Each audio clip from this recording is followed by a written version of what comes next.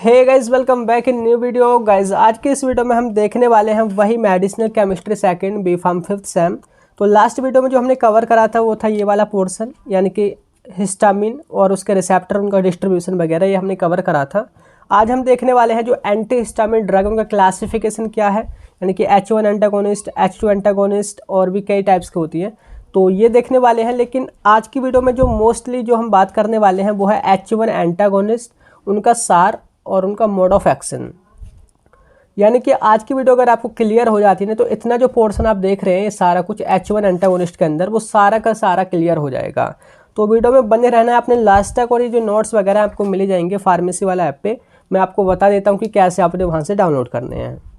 तो देखिए बात करते हैं कि आपने नोट्स कैसे डाउनलोड करने हैं। तो जैसे ही आप डाउनलोड करेंगे ऐप, प्ले स्टोर पर जाके सर्च करना फार्मेसी वाला, तो लॉगिन करने के बाद देखिए यहाँ पे आपको ये स्टोर का ऑप्शन नज़र आएगा, ये वाला। तो इस पर सिंपली आपने टैप करना है। तो यहाँ पे देखिए सब कैटेगरीज आपको नज़र आ जाएंगी, ठीक है।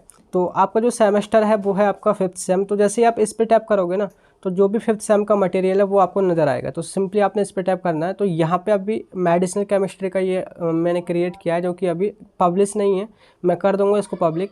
तो जैसे आप इस पर टैप करोगे, यहाँ पे आपको सारे नोट्स ये जो है फर्स्ट यूनिट से लास्ट यूनिट तक मिल जाएंगे। लेकिन फ़िलहाल जो है फर्स्ट यूनिट ही कवर की है, बाकी जो है वो रेगुलरली अपडेट होते रहेंगे। तो ऐसे आप यहाँ से डाउनलोड कर सकते हैं। और अगर देखिए आप शुरू से हमारी वीडियो देख रहे हैं तो आपको पता ही होगा कि हम जो है 3 साल के पुराने क्वेश्चन पेपर साथ के साथ सॉल्व कर रहे हैं। तो ये को जो क्वेश्चन हम देखने वाले हैं किस तरीके से आता है, देखिए एक बार ये आया था 2021-2022 में कि define and classify antihistaminic agent, explain in detail about structure and uses of first generation H1 antihistamine agent. तो यही जो आज हम कवर करने वाले हैं, काफ़ी इंपॉर्टेंट क्वेश्चन है, जो कि 2021-2022 में आया है। और इसके अलावा भी ये कब आया था, देखिए मैं ये शायद क्लियर ना हो रहा हूँ, मैं आपको बता दूँ। Classify antihistaminic agent with their chemical structure, explain SAR of antihistamine, discuss the synthesis and uses of cimetidine. तो इस तरीके से क्वेश्चन आया है। इसके अलावा जो एक तीसरा जो क्वेश्चन पेपर है उसमें जो है H2 एंटागोनिस्ट पूछा है, जो कि हम नेक्स्ट फर्दर मतलब कंटिन्यू जब पढ़ेंगे उसको हम तब कवर करेंगे। तो चलिए करते हैं वीडियो को स्टार्ट। और उससे पहले मैं आपको बता दूं कि मेरा नाम है सहरुद्दीन खान और आप देख रहे हैं अपना यूट्यूब चैनल फार्मेसी वाला। तो देखिए बात करते हैं एंटीहिस्टामिन ड्रग, जो कि हम देख ही चुके हैं, यानी कि वो मेडिसिन या वो ड्रग जो कि हिस्टामिन का जो इफेक्ट होता है उसको एंटागोनाइज करती हैं, बोले तो हिस्टामिन के जो रिसेप्टर होते हैं उनको जाके ब्लॉक करती हैं।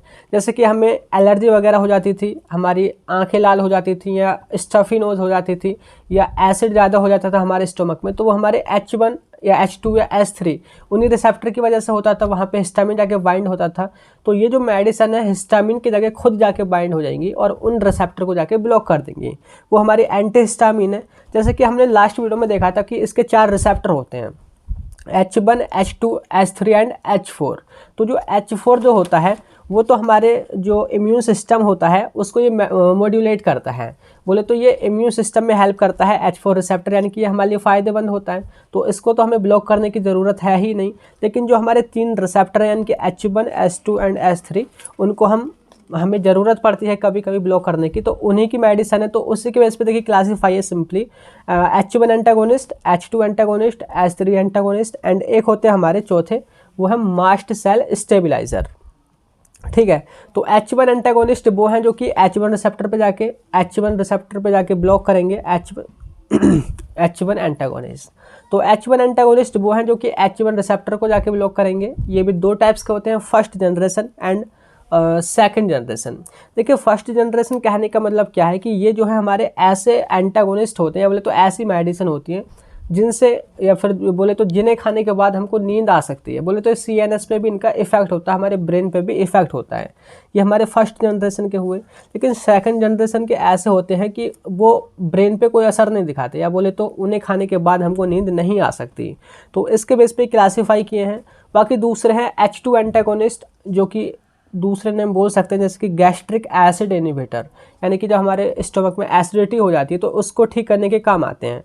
तो इन्हीं के जैसी दूसरी तरह की मेडिसिन है वो हमारी प्रोटॉन पंप इनहिबिटर, वो हमारी H2 एंटागोनिस्ट नहीं है। देखिए समझिए वो H2 एंटागोनिस्ट नहीं है, लेकिन हाँ उसी की तरह काम करती हैं, वो भी एसिडिटी को ही ठीक करती हैं।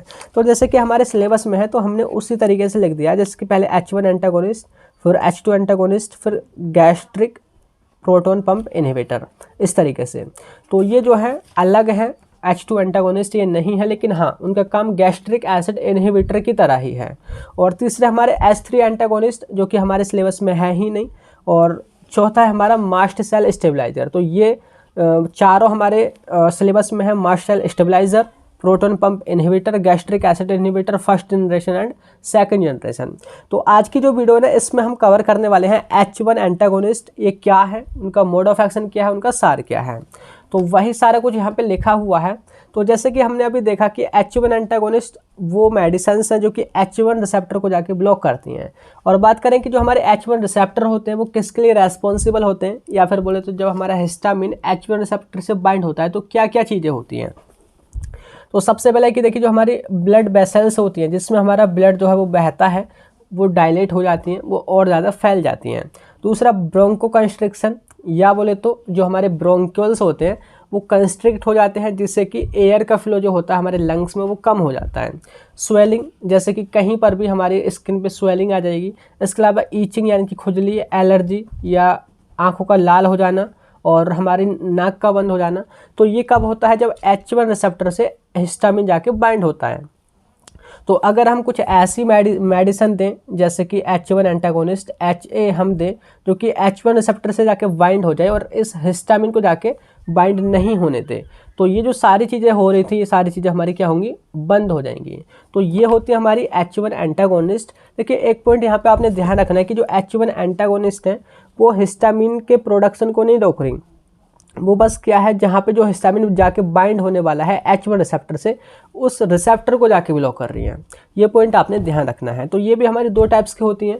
सबसे पहले फर्स्ट जनरेशन वही जैसे कि हमने बोला था कि ये जो है सैडेशन कॉज करते हैं, या फिर बोले तो BBR यानी कि ब्लड ब्रेन बैरियर, ये इसको ईजिली क्रॉस कर जाती हैं और इसको वही मेडिसिन क्रॉस करेगी जो कि हमारा लिपिड नेचर की होगी, लाइपोफिलिक नेचर की होगी, लिपिड नेचर। तो नॉर्मली बोले जैसे कि ये सपोज हमारा ब्रेन है, तो ब्रेन के बाहर जो है एक बैरियर होता है जो कि मतलब हर चीज़ के लिए परमेबल नहीं होता है, और ये जो है लिपोफिलिक जो चीज़ें होती हैं, लिपिड नेचर की जो चीज़ें होती हैं वो ईजिली इसको क्रॉस कर जाती हैं। तो हमारी जो ड्रग है वो H1 एंटागोनिस्ट वो लिपिड नेचर की हैं और वो ईजिली ब्लड ब्रेन बैरियर को क्रॉस कर जाती हैं और हमारे CNS पे भी इफेक्ट दिखाती हैं, जिसकी वजह से हमें सैडेशन यानी कि नींद भी आ जाती है। दूसरे सेकंड जनरेशन जो कि हाइड्रोफिलिक नेचर की होती है, वाटर लविंग होती हैं, तो वो जो है ब्लड ब्रेन बैरियर इसको ईजिली क्रॉस नहीं कर पाती हैं और CNS पे कोई भी इफेक्ट नहीं दिखाती हैं, उसकी वजह से हमें नींद नहीं आती है। ठीक है, डिफरेंस समझ आ गया। बात करते हैं इसका सार क्या है। देखिए बहुत ही आसान है, बस आपने ये जो है बेसिक स्ट्रक्चर समझ लेनी है। ये जो स्ट्रक्चर है वो हमारी हर एक जो मेडिसिन है, बात करें जैसे कि ये इतनी सारी जो मेडिसिन नज़र आ रही है ना, पूरा जो पोर्शन है, अगर आपने देखिए ये जो बेसिक स्ट्रक्चर समझ ली तो इनकी सारों की जो स्ट्रक्चर है आपको समझ आ जाएगी। बात करें उनके स्ट्रक्चर में क्या क्या पॉइंट है, या बोले तो क्या क्या ग्रुप जुड़े हुए हैं, तो इधर है सबसे पहले ये एराइल ग्रुप है, 2 एराइल ग्रुप होंगे। एराइल ग्रुप कहने का मतलब है या तो देखिए इस तरीके से फिनाइल रिंग होगी, ठीक है, फिनाइल रिंग, या फिर कोई हेटेरोसाइक्लिक रिंग होगी, जैसे कि इस तरीके से यहाँ पे नाइट्रोजन है, ठीक है, बाकी ये सेम इस तरीके से। तो ये जो है हमारी हेटेरोसाइक्लिक या फिर बोले तो फिनाइल रिंग होगी, तो वो हमारे एराइल ग्रुप कहलाएंगे। तो यहाँ पे 2 एराइल ग्रुप होते हैं। ये X जो है ये कोई हमारा एक मेजर एटम है, जैसे कि ऑक्सीजन हुआ, नाइट्रोजन हुआ, कार्बन हुआ, इनमें से कोई भी प्रेजेंट हो सकता है और इनके प्रेजेंट होने पर ही जो हमारी ड्रग की कैटेगरी है वो अलग अलग हो जाती है। अगर ऑक्सीजन प्रेजेंट है तो अलग कैटेगरी हो जाएगी, नाइट्रोजन प्रेजेंट है तो अलग कैटेगरी हो जाएगी, कार्बन प्रेजेंट है तो अलग कैटेगरी हो जाएगी। ठीक है, तो 2 चीज़ आपको समझ आ गई, एराइल ग्रुप और एक जो हमारा कॉमन एटम या बोले तो मेजर एटम। इसके अलावा बीच में है ये आप देखोगे यहाँ पे CS2 है, ये हाइड्रोजन यहाँ पे जो है हाइड है, तो ये जो है हमारा एल्काइल चेन है, बोले तो सिंपली ये जो है इस तरीके से CS3 मैथ एथ, ये हमारा इथेन है या बोले तो एल्काइल चेन है या बोले तो इथाइलिन ब्रिज है। ठीक है, और चौथा है इसमें देखिए वो हमारा अमीन ग्रुप बोले तो जो हमारा ये होता है NH2, तो NH2 यहाँ पे हाइड्रोजन की जगह जो है एल्काइल ग्रुप हो सकते हैं, यानी कि जैसे कि नाइट्रोजन है हमारा और हाइड्रोजन की जगह हमारा क्या होगा CS3 ये हमारा टर्सरी अमीन कहलाएगा। और इधर बात करें जैसे इस तरीके से CS3 और हाइड्रोजन ये हमारा सेकेंडरी अमीन है। तो इस तरीके से यहाँ पे 4 इसके पोर्शन हैं, एराइल ग्रुप, एक मेजर एटम, एक इथाइलिन ब्रिज एंड एक है हमारा क्या बोलते हैं अमीन ग्रुप। तो बात करते हैं इसका सार। तो सबसे पहला पॉइंट देखिए इस पे बनेगा, दूसरा पॉइंट इस पे बनेगा, तीसरा इस पे, चौथा इस पे। तो इसी तरीके से आपने सार लिखना है। तो एराइल ग्रुप की बात करें तो देखिए एराइल ग्रुप काफ़ी नेसेसरी होते हैं एक्टिविटी के लिए। ये या तो देखिए फिनाइल रिंग हो सकती है या फिर कोई भी हमारी हेटेरोसाइक्लिक रिंग हो सकती है। जैसे कि आप एग्जांपल की बात करें जैसे कि डाइफेनहाइड्रामीन है, इसमें आप सबसे पहले जो ड्रग देखोगे कैटेगरी में वो हमारी डाइफेनहाइड्रामीन हाइड्रोक्लोराइड। तो यहाँ पे आपको इसकी स्ट्रक्चर भी याद आ जाएगी। देखिए बात करते हैं कि इसमें यहाँ पे जो है 2 फिनाइल रिंग जुड़ी हुई हैं, या बोले तो ये एराइल ग्रुप है, तो ये जो है नेसेसरी है। इसके अलावा यहाँ पे कोई हेटेरोसाइक्लिक रिंग भी हो सकती है, यानी कि जैसे कि यहाँ पे नाइट्रोजन बीच में प्रेजेंट हो सकता है, यहाँ पे कोई ऑक्सीजन वगैरह प्रेजेंट हो सकता है, तो ये जो है हमारी हेटेरोसाइक्लिक रिंग भी हो सकती है। तो ये काफ़ी नेसेसरी एक्टिविटी के लिए। अगर बात करें जैसे कि हमारी फिनाइल रिंग है, इसमें अगर हम सब्सटीट्यूशन करते हैं किसी हैलोजन से, यानी कि क्लोरीन, ब्रोमीन, आयोडीन या फ्लोरीन, तो ये जो एक्टिविटी है हमारी ड्रग की वो बढ़ जाती है। जैसे कि यहाँ पे आप देखोगे ये हमारी फिनाइल रिंग है, यहाँ पे हमने यहाँ पे एक हाइड्रोजन को हटा करके क्लोरो ग्रुप यहाँ पे जोड़ दिया है। तो ये जो ड्रग हमारी बनी है ये मोर इफेक्टिव है, इसका नाम है क्लोरोडाइफिनाइल हाइड्रामीन। तो जो पहला पॉइंट था आपको एराइल ग्रुप वाला, वो आपको समझ आ गया होगा कि एराइल जो ग्रुप है वो नेसेसरी है, और अगर हम उनमें सब्सटीट्यूशन करते हैं किसी हैलोजन से तो एक्टिविटी बढ़ जाती है। दूसरा बात करते हैं यहाँ पे जो हमारा मेजर एटम, यानी कि जो नेचर है एक्स का, वो क्या हो सकता है, या तो वहाँ पे ऑक्सीजन प्रेजेंट हो सकता है, या नाइट्रोजन या फिर ऑक्सीजन। तो उसी के बेस पे जो कैटेगरी है हमारी ड्रग की वो 3 टाइप्स की हो जाती है। देखिए अगर एक्स की जगह कार्बन प्रेजेंट है तो जो हमारी ड्रग होगी वो होगी मोनोअमीन प्रोपाइल एनालॉग। सिंपली कुछ नहीं है, देखिए आप काउंट करोगे 1 2 3, यानी कि मैथ एथ प्रोप, तो प्रोपाइल एनालॉग, तो कुछ नहीं है मोनोअमीन प्रोपाइल एनालॉग। तो ये जो है एक अलग कैटेगरी बन जाएगी। ठीक है, बात करते हैं अगर एक्स की जगह नाइट्रोजन प्रेजेंट है, जैसे कि यहाँ पे आप देखोगे इधर नाइट्रोजन है, इधर भी नाइट्रोजन है, तो एक अमीन ये बन गया, एक अमीन हमारा ये बन गया, यानी कि इथाइलिन डाई अमीन डेरिवेटिव हमारा बन जाएगा। तो इस तरीके से हमारा इथाइलिन ब्रिज डाई अमीन है, तो ये अलग कैटेगरी बन गई दवाई की। तो इस तरीके से मतलब इसी मेजर एटम के बेस पर ही हमारी जो ड्रग की कैटेगरी है वो चेंज हो जा रही है। अगर यहाँ पे ऑक्सीजन प्रेजेंट है तो ये देखिए यहाँ पे आप देखोगे ये जो है ईथर ग्रुप बन जाता है, यहाँ पे इस तरफ कार्बन, इधर अलग कोई ग्रुप है, तो ये हमारा ईथर ग्रुप बन गया। तो ड्रग की कैटेगरी कौन सी होगी, so drug will be amino alkyl ether analogue. ठीक है, तो इस तरीके से देखिए major atom carbon, nitrogen, oxygen कुछ भी हो सकता है। इनके अलावा अगर हम कोई अदर एटम यहाँ पे यूज़ करते हैं तो देखिए एक्टिविटी घट जाती है। ठीक है, केवल यही 3 हम यूज़ कर सकते हैं, और इनके बेस पर ही जो हमारी ड्रग की कैटेगरी वो भी 3 टाइप्स की हो जाती है। तो इस तरीके से आपने लिखना है। तीसरा जो पॉइंट है वो हमारा इथाइलिन ब्रिज के ऊपर, या बोले तो एल्काइल चेन के ऊपर। तो यहाँ पे बात करें जो है एल्काइल चेन काफ़ी नेसेसरी होती है, एंड इट में भी सैचुरेटेड और अनसैचुरेटेड। ये जो है इसमें सिंगल बॉन्ड भी हो सकते हैं, डबल बॉन्ड भी हो सकते हैं।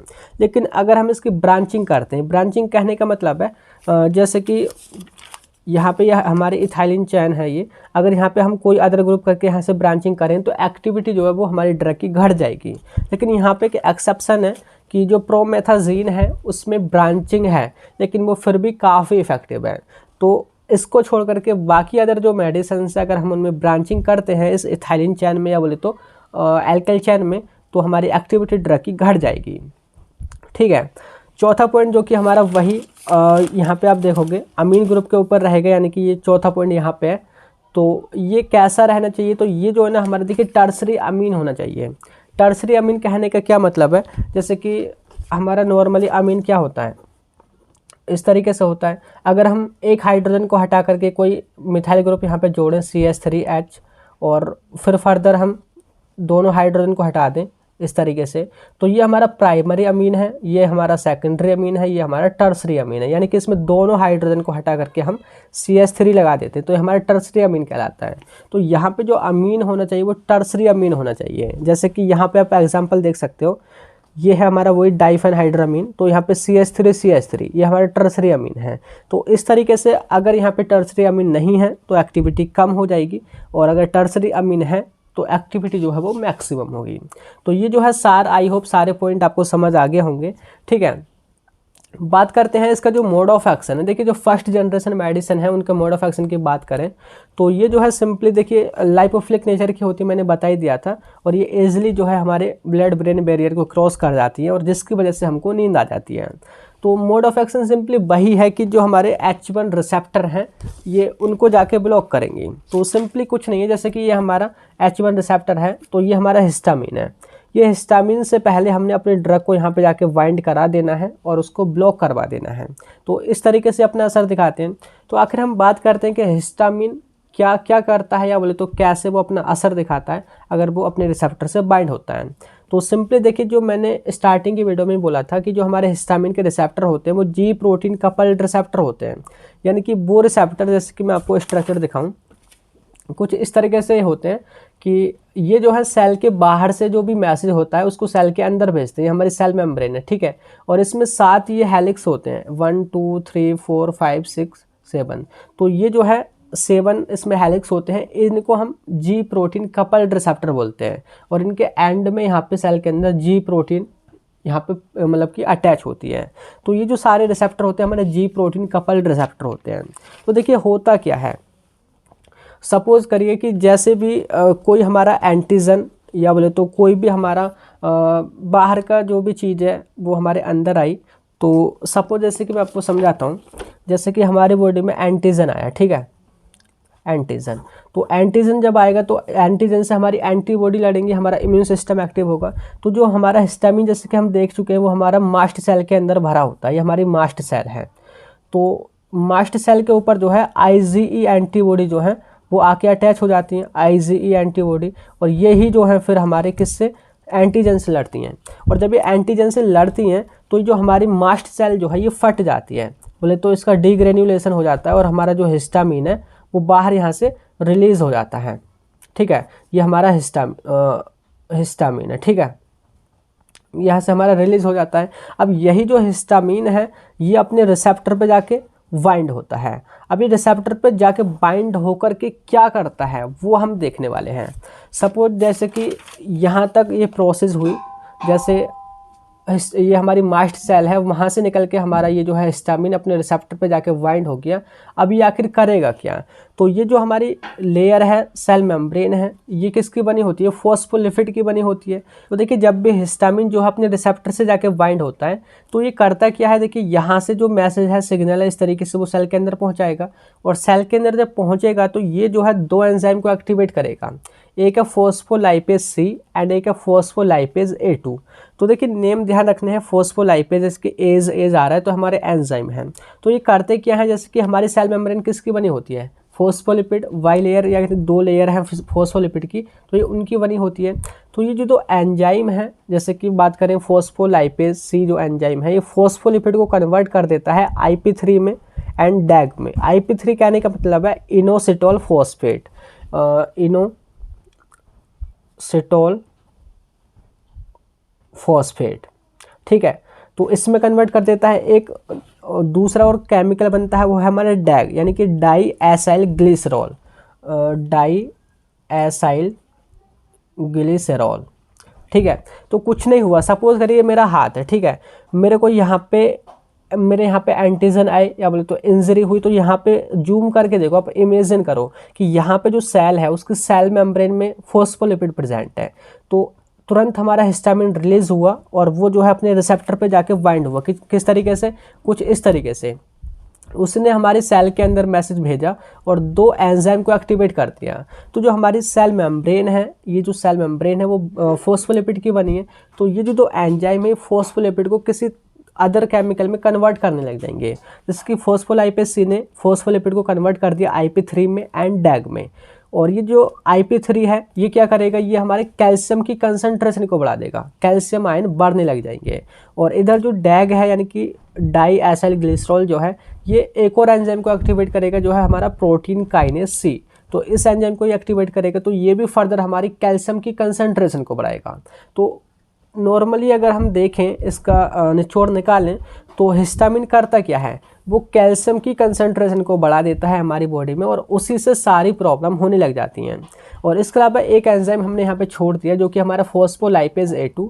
तो जब फॉस्फोलाइपेज A2 एक्टिव होता है तो वो फॉस्फोलिपिड को कन्वर्ट कर देता है एरिकीडोनिक एसिड में, एरिकीडोनिक एसिड। और एरिकीडोनिक एसिड ही हमारे एक ऐसे केमिकल है जिसकी वजह से हमें पेन होता है, या बोले तो हमें फीवर होता है, या बोले तो हमारी बॉडी में मतलब थ्रोम्बस वगैरह की प्रॉब्लम होती है, जो ब्लड वगैरह वो जमने लगता है। तो ये एरिकीडोनिक एसिड की वजह से होता है।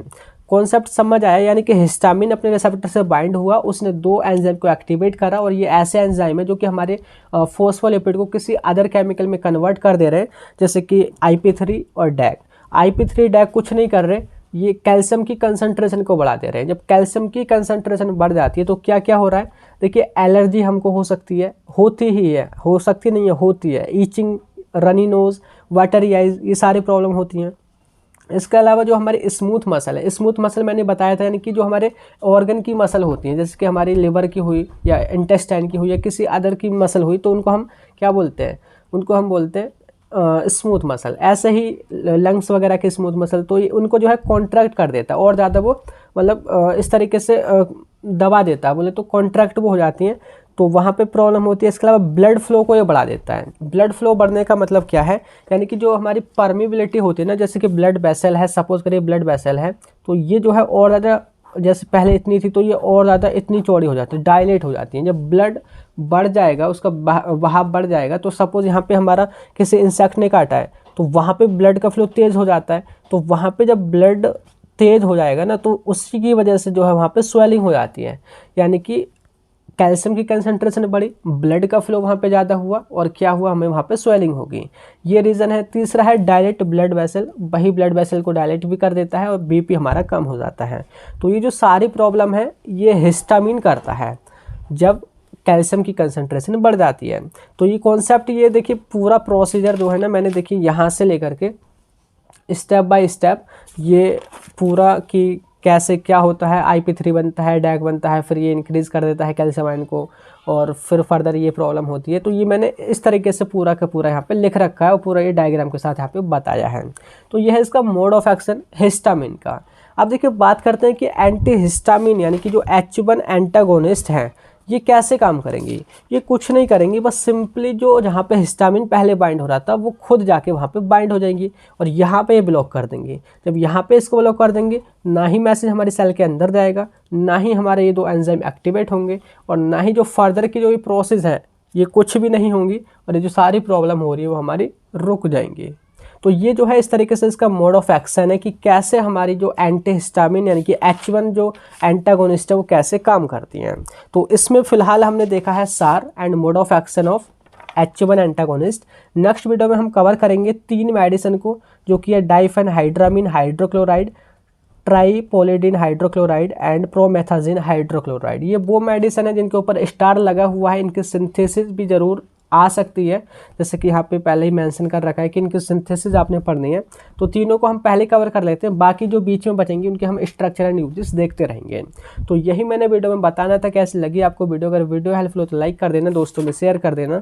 तो फिर मिलते हैं जल्दी ही नेक्स्ट वीडियो में, तब तक के लिए bye bye, thank you, have a nice day.